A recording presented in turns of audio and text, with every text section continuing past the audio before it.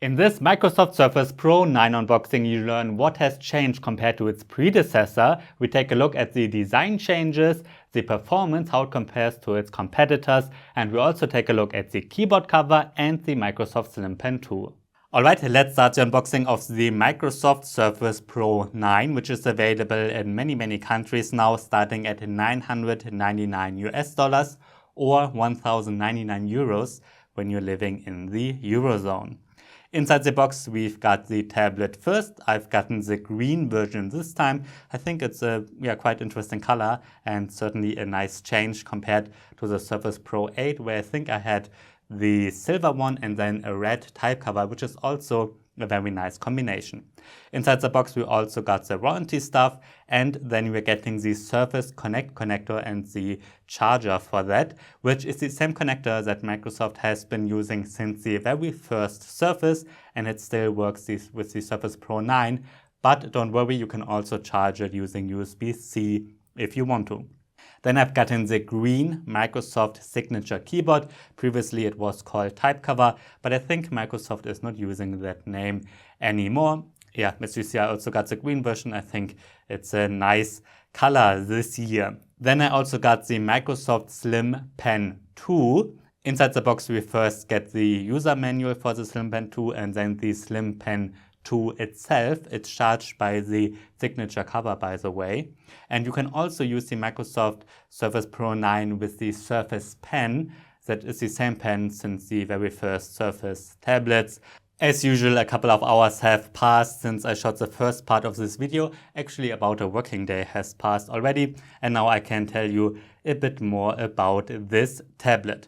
First of all, we have a 13-inch display here. We're starting with the design. We've got black screen bezels around it. They're quite thick at the bottom and at the top. They're quite thick at the bottom because Microsoft needs some space for this magnetic bar here. You will see that in a minute.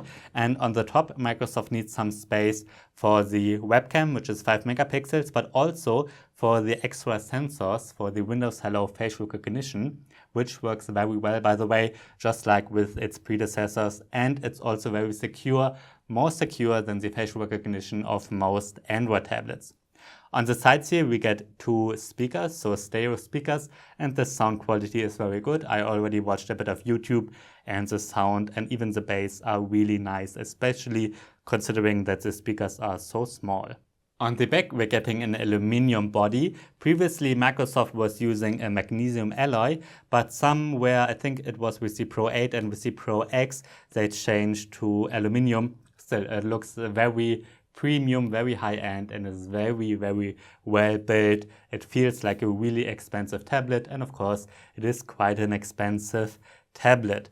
This tablet is 9.3 millimeters thin, which is thicker than an iPad Pro and especially thicker than some Samsung tablets, but for a Windows device it's very slim.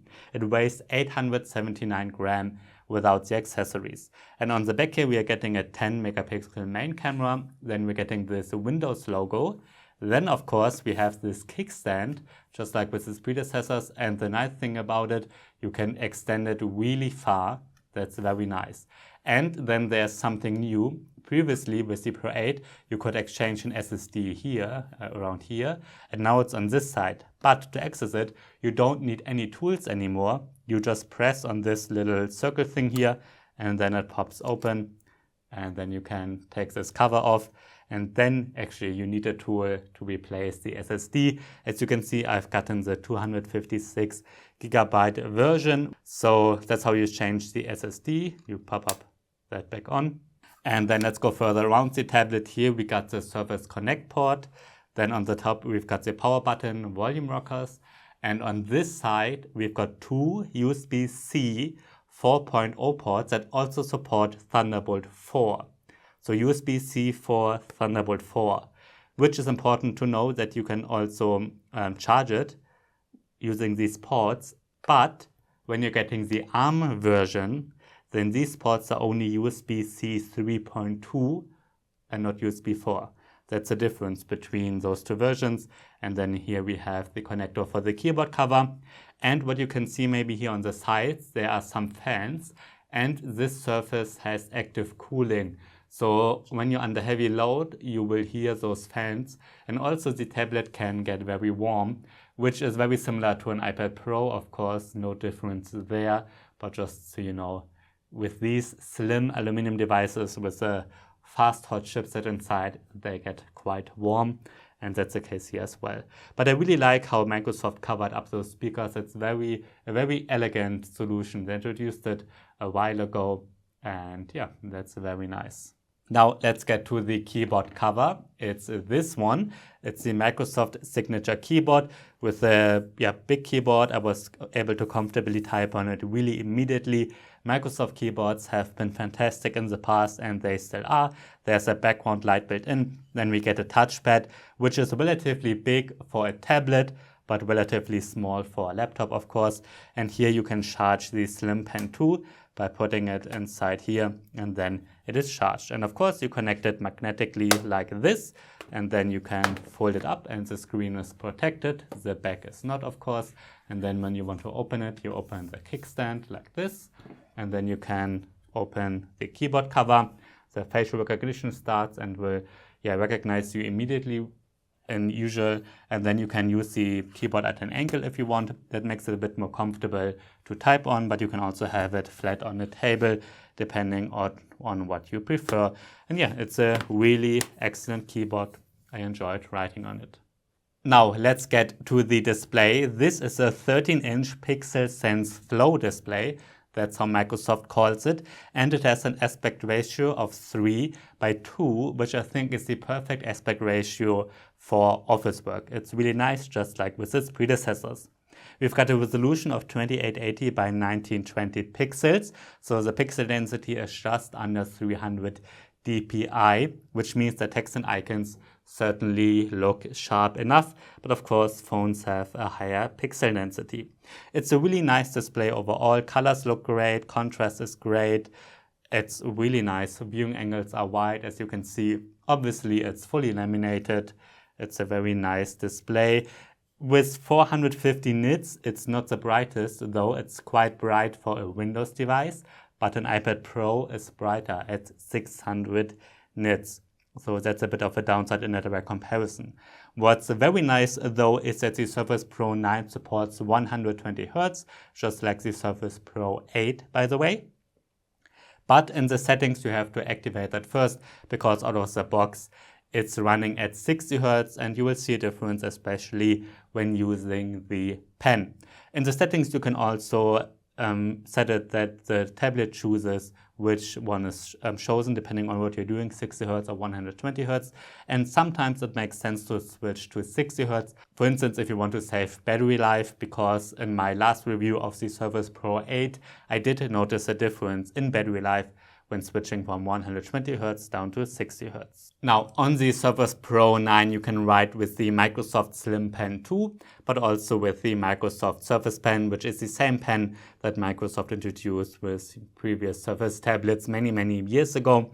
I think this one I bought with the Surface Pro 5 or Pro 6.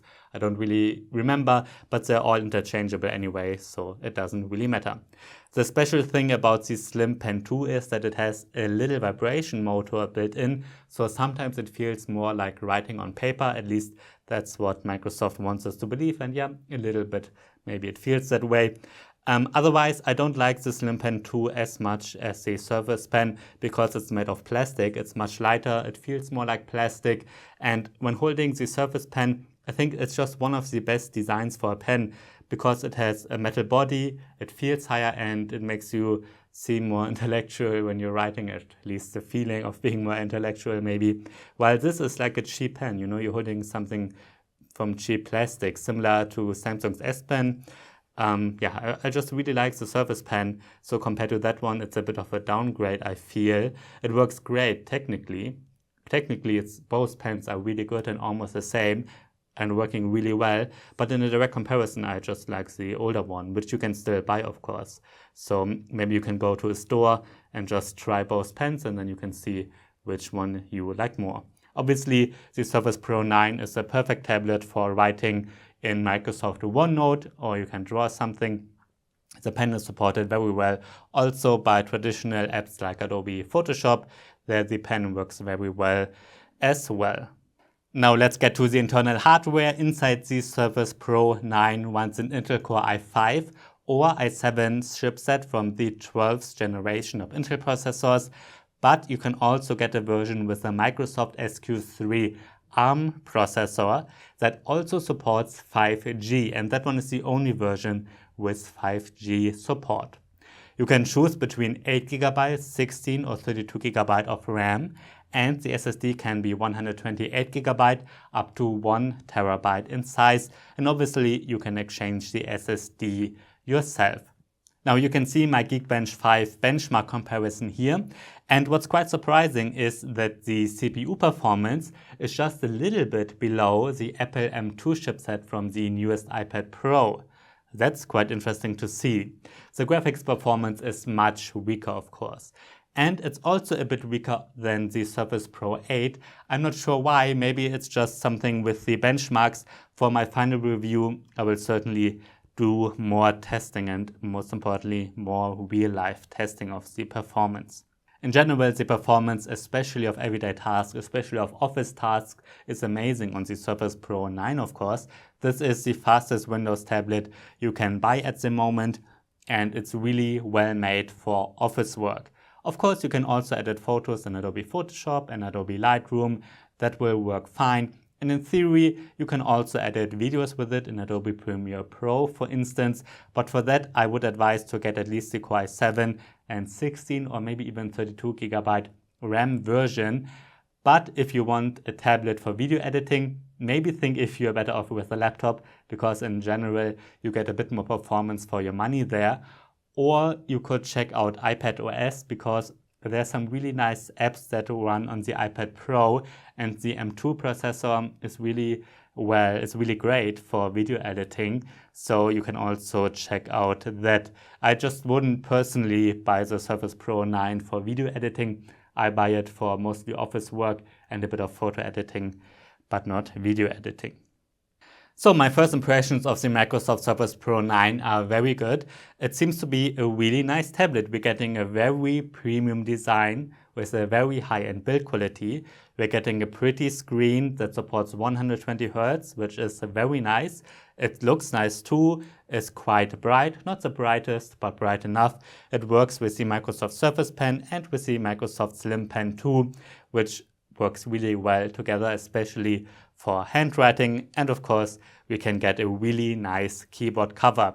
So overall, it seems to be a really nice tablet, but of course, it's a really expensive tablet, especially if you're just looking for something for office work. It's quite expensive. So this is obviously a premium device that's not meant for everybody. I can imagine students using it, certainly. It's just a very expensive student laptop replacement. Now, obviously, this is just a first impression. I have to review this tablet now properly, and I really want to take my time with the Surface Pro 9, so I think my final review won't be out until a month from now. So subscribe to this channel if you want to see that one. So the Surface Pro 9 is a very interesting Windows tablet. If you're interested in an ARM Windows tablet, check out this video of the Xiaomi Book S. That's a direct competitor to the Surface Pro 9 with an ARM chipset. It's a little bit cheaper, it's a little bit weaker, but what I say there mostly will also go for the ARM version of the Surface Pro 9.